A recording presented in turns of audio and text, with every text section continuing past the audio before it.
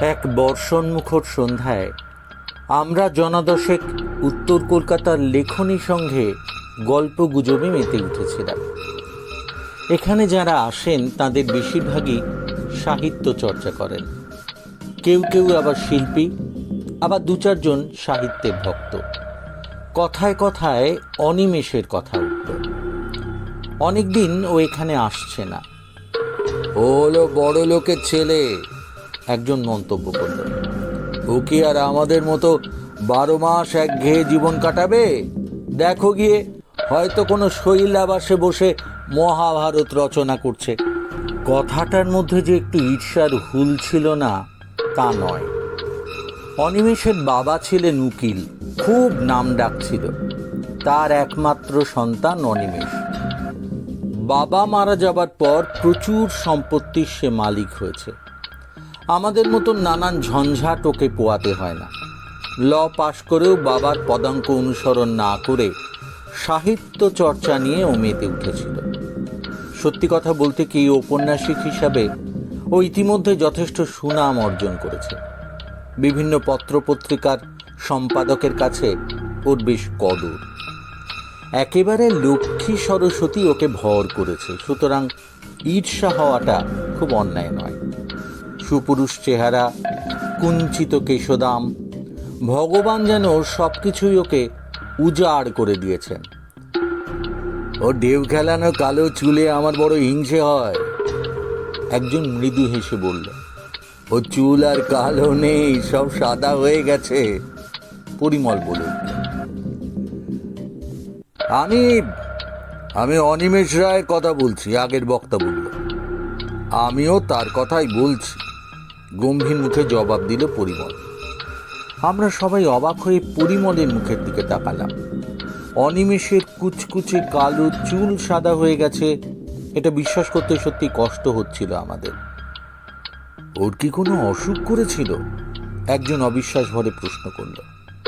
হ্যাঁ, nervous breakdown, Parimal যেন একটু অনিচ্ছা ভরেই জবাব দিল। ওর আচরণ আমাদের কাছে স্পষ্ট হয়ে উঠল যে এই বিষয়ে আলোচনা করতে ইচ্ছুক নয়। ক্রমে আলোচনা অন্যদিকে মোড় নিল। অনিমেষকে আমার কিন্তু বরাবরই খুব পছন্দ। প্রচুর ধন সম্পত্তির মালিক হওয়া সত্ত্বেও ও যেমন শান্ত তেমন বিনয়ী। নিজের সম্বন্ধে ঢাক পেটাতে কখনো ওকে শুনিনি। তাই ওর নার্ভাস ব্রেকডাউন আর সব চুল সাদা হয়ে যাওয়ার ঘটনাটা শুনে দুঃখই বোধ করেছিলাম। সেই সঙ্গে একটা কৌতূহলও মাথাচাড়া দিয়ে উঠেছিল। এমন কি হলো যে ওর অমন সুন্দর চুল সাদা হয়ে গেল? বৃষ্টি একটু কমে আসতেই পরিমল আর আমি একটা ট্যাক্সি ধরলাম। পরিমল থাকে ভবানীপুরে আর আমি রাসবিহারী অ্যাভিনিউয়ের মোড়ে। শেয়ারে যাওয়া যাবে। ট্যাক্সিতে আমি ইচ্ছে করেই অনিমেষের প্রসঙ্গ তুললাম। পরিমলকে কিন্তু এখন আর তেমন অনিচ্ছুক বলে মনে হলো না, বরং যেন এই ব্যাপারে একটু উৎসুকই সে। অদ্ভুত ঘটনা, গল্পকে ভার মানায়, পরিমল বলল। ক্লাবে সবার সামনে এ নিয়ে আমি আলোচনা করতে চাইনি। অনিমেষও নিশ্চয়ই চাইবে না যে ওর ব্যাপার নিয়ে আমি হইচই করি।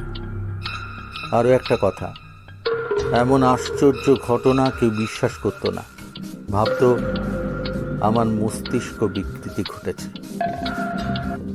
সত্যি আমি অবাক না হয়ে পারি না। হ্যাঁ, তোমাকে বলতে আমার বাধা নেই। তোমার সম্বন্ধে ওর বরাবরই ভালো ধারণা। তবে ও যে কি দেখেছিল তাও গুছিয়ে বলতে পারেনি, কিংবা ভাষায় প্রকাশ করতে পারেনি। বলতে পারো কোনোদিন সে কথা ও বলতে পারবে কিনা সে বিষয়েও আমার ঘোরতর সন্দেহ আছে। সুতরাং কি দেখে ওর নার্ভাস ব্রেকডাউন হয়েছিল, 6 মাসের মতো ওর মাথা ঠিক ছিল না, আর সব চুল সাদা হয়ে গিয়েছিল, তা বোধ হয় কোনোদিনই জানা যাবে না। ও, আমি বললাম, কিছু একটা দেখে তবে ওর এই অবস্থা হয়েছে। পরিমল ঘাড় দোলালো। ও তাই বলে। ওর মুখে যেটুকু শুনেছি তা আমার কাছেও অবিশ্বাস্য মনে হয়েছে। কিন্তু অনিমেষকে তুমি তো জানো, বাজে কথা বলার লোকও নয়। এছাড়া নিশ্চয়ই কিছু একটা ঘটেছিল, নইলে আজ ওর এমন অবস্থা হবে কেন? তুমি যদি সব শুনতে চাও, আমার ওখানে চলো। আমি সঙ্গে সঙ্গে রাজি হয়ে গেলাম। একটা কথা, আমার হাঁটুতে ডান হাতটা রেখে পরিমল বলল, অনিমেষের মুখে আমি যা শুনেছি তাই বলবো। তুমি যদি বিশ্বাস না করো, তবে আমাকে অন্তত মিথ্যেবাদী ভেবো না। ঘটনার সত্যাসত্য সম্বন্ধে আমার কোনো দায়িত্ব নেই, এ কথা আমি গোড়াতেই বলে রাখতে চাই। কিছুদিন আগে আমি ঝাড়গ্রাম গিয়েছিলাম। সেখানে হঠাৎ ওর এক মাসির সঙ্গে দেখা। তিনি যে ওখানে ছিলেন তা আমি জানতাম না। তার মুখেই জানতে পারি অনিমেষ তার কাছে কয়েক মাস ধরে আছে। একেবারে ভেঙে পড়েছে। আমি ওর সঙ্গে দেখা করতে গিয়েছিলাম। ও ফ্যাল ফ্যাল করে আমার দিকে তাকিয়েছিল, বিহ্বল দৃষ্টি। আমি ভেবেছিলাম ও বোধহয় পাগল হয়ে গেছে। আমার খুব দুঃখ হয়েছিল। যতদিন ওখানে ছিলাম রোজ একবার ওর কাছে যেতাম। একটু একটু করে ও যেন আমাকে চিনতে শুরু করলো, সেই সঙ্গে দু চারটে করে কথা বলত। আমি যেদিন চলে আসব তার আগের দিন ও আমাকে ঘটনাটা বলেছিল। ওর কথার মধ্যে অনেক অসংলগ্নতা ছিল। শেষের দিকে ওর দু চোখে ভয়ানক আতঙ্কের চিহ্ন ফুটে উঠেছিল। ও আর শেষ করতে পারেনি। আমি শুধু ওর কাছে শোনা কাহিনী গুছিয়ে বলার চেষ্টা করব। সমস্ত ব্যাপারটা যদি ওর কল্পনা হয়ে থাকে, তবে আমি খুশি হব। এমন ঘটনা ঘটতে পারে ভাবতেও গায়ে কাঁটা দিয়ে ওঠে। পরিমলের বাইরের ঘরে আমরা বসলাম। পরিমল ব্যাচেলার।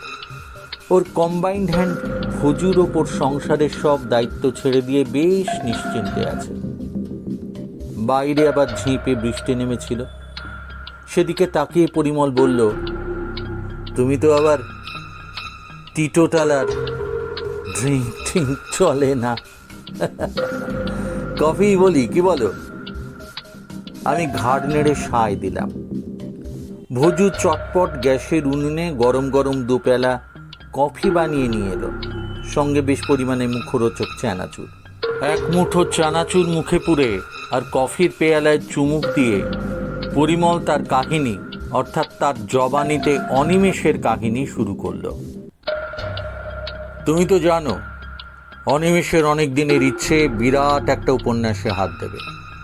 তোমাকে আর আমাকে শুধু ওর এই মনের ইচ্ছেটাও বলেছিল। সবার কাছে মন খুলে কথা বলতে পারতো না ও। এটা নিশ্চয়ই তোমার নজর এড়ায়নি। গত বছর এই উদ্দেশ্য নিয়ে ও বেরিয়ে পড়ে।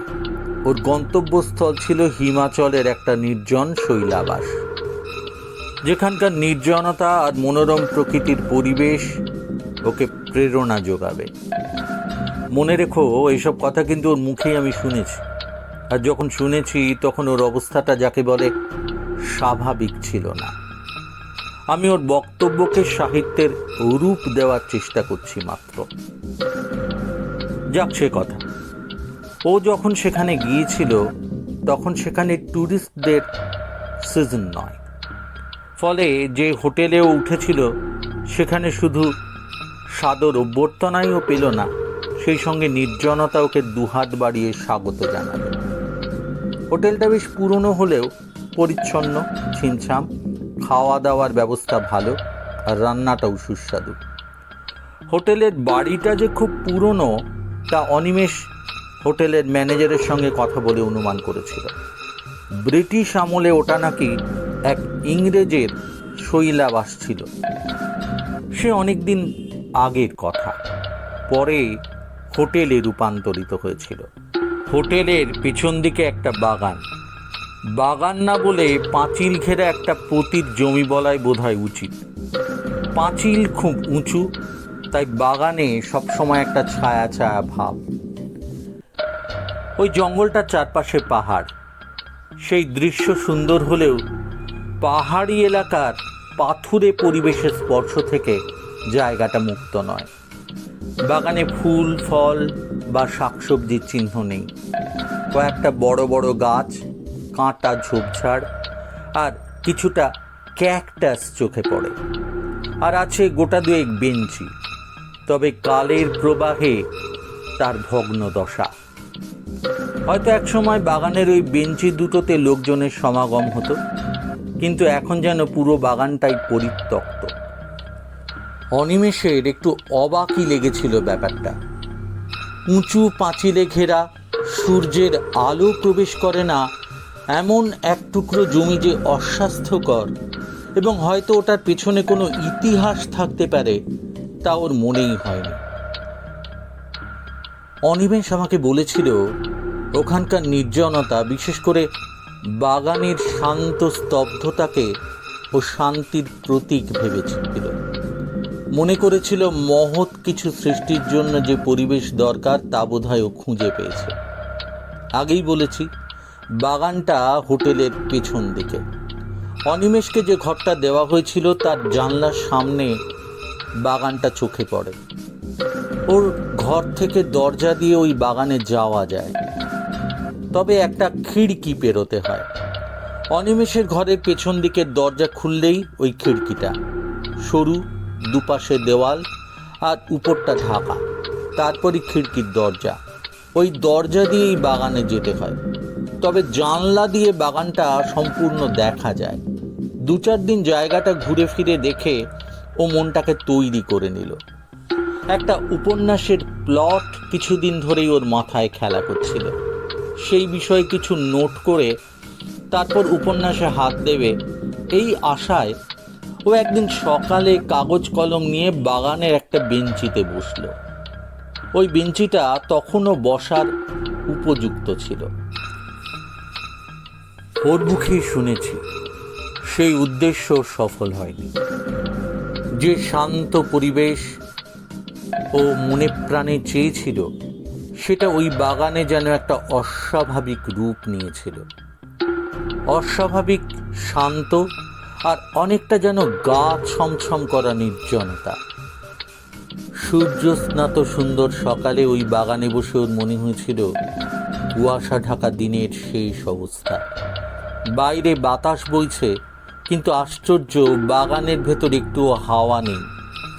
বড় বড় যে কটা গাছ ছিল সেগুলোর ডালপালা বাতাসে দুলছে না, পাতাও নড়ছে না। আরো আশ্চর্য, কোনো গাছের ডালে পাখি নেই, অথচ এখানে কত পাখির মেলা। পাহাড়ের কোল ঘেঁষা বনভূমি, কঙ্করময় অঞ্চল হলেও সেই বনভূমির কিছুটা প্রসারিত হয়েছে ওই ছোট উপত্যকায়, তাই নাম না জানা পাখির অভাব নেই। সূর্যের আলো পর্যন্ত ওই পাঁচিল ঘেরা জমিতে প্রবেশ করতে গিয়ে যেন থমকে দাঁড়িয়েছে। সে এক অস্বস্তিকর ভয়াল পরিবেশ। অনিমেষ বেশিক্ষণ ওখানে বসে থাকতে পারেনি। কেন জানে ওর মনবার মনে হচ্ছিল মানুষের সাহচর্য লাভের আশায় ও উন্মুখ হয়ে উঠছে। ওখান থেকে পালিয়ে আসার জন্য যেন ছটফট করছিল ওর মন। গাড়ি চলার শব্দ, মানুষের গলা, পাখির ডাক, কোলাহল, এসব সহজ স্বাভাবিক দৈনন্দিন ঘটনার মধ্যে ও নিজেকে জড়িয়ে ফেলতে চাইছিল। এক কথায় নির্জনতা আর শান্ত পরিবেশের জন্য ওখানে গেলেও ওই বাগানে বসে বসে হঠাৎ ও যেন আবিষ্কার করেছিল ও দুটোই ওখানে একটু বেশি মাত্রায় উপস্থিত। শুধু বেশি নয়, অস্বাভাবিক এবং অবাস্তব। পরের কয়েকদিনও বাগানে বসে উপন্যাসের গোড়াপত্তনের চেষ্টা করেছিল, কিন্তু প্রতিবারই ওর চেষ্টা ব্যর্থ হয়েছিল। শেষ পর্যন্ত হাল ছেড়ে দিয়ে হোটেলের নির্দিষ্ট ঘরেই লিখতে শুরু করে। লেখাও তত্তর করে এগোতে থাকে। তবে সন্ধে হলেই ওর মনে হয় যেন ওর চারপাশে একটা ভুতুড়ে পরিবেশের সৃষ্টি হয়েছে। ভূত প্রেতে ওর কোনোদিনই বিশ্বাস ছিল না, বরং যারা ওসবে বিশ্বাস করে তাদের প্রতি ওর একটু অনুকম্পার ভাবই ছিল। কিন্তু সন্ধ্যের পরে বাগানের দিকে মুখ করা ওই ঘরে ওর বিচিত্র এক অনুভূতি হতো। সেই অনুভূতিটা ভয়ের। দিন সাথে কাটাবার পর একটা অদ্ভুত ঘটনা ঘটল। সেদিন রাত্রিরে খাওয়া দাওয়া চুকে যাওয়ার অনেক পরে ও একটা সিগারেট ধরিয়ে জানলার সামনে দাঁড়িয়েছিল। ঘরের আলো জানলা দিয়ে বাইরে পড়েছে। বাইরেটা শান্ত, চাঁদের আলো যেন বাগানে লুকোচুরি খেলছে। আলো আঁধারির খেলা। বড় বড় গাছগুলোকে কেমন যেন দেখাচ্ছে। চাঁদের আলোয় বাগানের ভেতরটা দেখা যাচ্ছে। খুব পরিষ্কার নয়, যেন একটা মায়াবিনী রূপ নিয়েছে। সবকিছু মিলিয়ে হঠাৎ ও চমকে উঠল। সামনের বেঞ্চিটাতে কে যেন বসে আছে। ওর চোখে আস্তে আস্তে আলো আঁধারি সয়ে এলে ও বুঝতে পারল যাকে সে দেখছে তিনি একজন মহিলা। বেঞ্চিতে হেলান দেওয়ার কাঠামোয় একটা বাহু ছড়িয়ে দিয়ে সেই বাহুর ওপর মুখ রেখে তিনি বসে আছেন। বিষণ্ণ প্রতিমার এক মূর্তি। অনিমেষের মনে হলো ভদ্রমহিলা যেন খুব দুঃখিনী। মনের আবেগকে প্রকাশ করার জন্য নির্জন নিরালায় একা ওখানে আশ্রয় নিয়েছেন। আলুলায়িত কেশ, সমস্ত ভঙ্গিমার মধ্যে একটা বিষাদের ছায়া।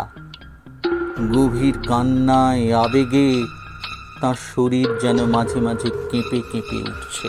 অনিমেষের মুখেই শুনেছি। মহিলাটিকেও স্পষ্ট দেখতে পাচ্ছিল না, শুধু তার ছায়াটা দেখেছিল। গাঢ় রঙের একটা শাড়ি আর ওড়নার মতো কিছু একটা দিয়ে ঢাকা মুখ। শুধু এই দুটো জিনিস চোখে পড়েছিল ওর। অনিমেষের মন অপরিচিতা ওই মহিলার দুঃখে করুণায় ভরে উঠেছিল। বারবার মনে হয়েছিল বাগানে ঢুকে দুঃখিনী ওই মহিলাকে সান্ত্বনা দেয়। রাত্রিরে শোয়ার আগে বাগানের নির্জন পরিবেশে হয়তো একটু কেঁদে দুঃখের বোঝা লাঘব করতে এসেছেন মহিলাটি। কতক্ষণ যে অনিমেষ জানলার সামনে দাঁড়িয়ে ভদ্রমহিলাকে লক্ষ্য করেছিল তাও নিজেও জানে না। ভদ্রমহিলার জন্য করুণার সঙ্গে সঙ্গে একটা অদম্য কৌতূহল ওর মাথায় মাথা চাড়া দিয়ে উঠেছিল। ভদ্রমহিলার মুখ যদি সে একবার দেখতে পেত। কেন জানি না অনিমেষের মনে হচ্ছিল তিনি অপূর্ব রূপসী, এবং সেই অদেখা সুন্দর মুখের আকর্ষণ অনিমেষকে যেন চুম্বকের মতো টানছিল। গল্পটির পরবর্তী অংশ আগামী পর্বে।